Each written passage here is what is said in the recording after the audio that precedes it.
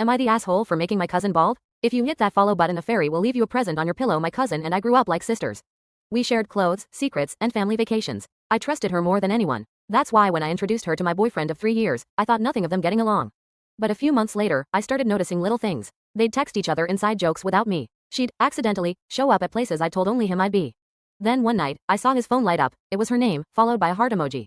At first, I told myself it was innocent, but my gut wouldn't let it go. I did some digging and found screenshots that made me sick. They weren't just talking, they'd been hooking up for months. She'd been telling me she didn't have time for dating, while she was literally sleeping with my boyfriend. I could have confronted them right away, but honestly, that felt too easy. I wanted her to feel what betrayal felt like. My cousin is obsessed with her hair. I mean, she treats it like it's a pet. Silk pillowcases, expensive salon visits, $80 hair oil she swears is her secret weapon. So one weekend while she was out of town, I let myself into her bathroom. I poured out her fancy oil and replaced it with cooking oil, just enough lemon juice to mess with the color, and a splash of clarifying shampoo to strip the moisture.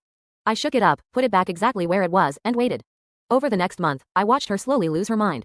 She kept asking if my water had changed, if I'd noticed anything weird about my own hair. I'd shrug and say, nope, mine feels great. Meanwhile, her perfect silky hair was breaking off in chunks and turning this weird, uneven brassy blonde. One night, she sat on my bed with tears in her eyes, saying she felt cursed.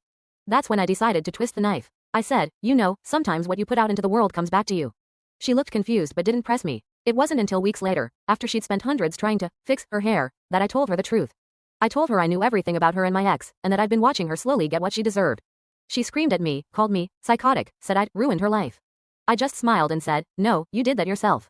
So, was I the asshole for making her bald, or did I just give her a taste of her own medicine?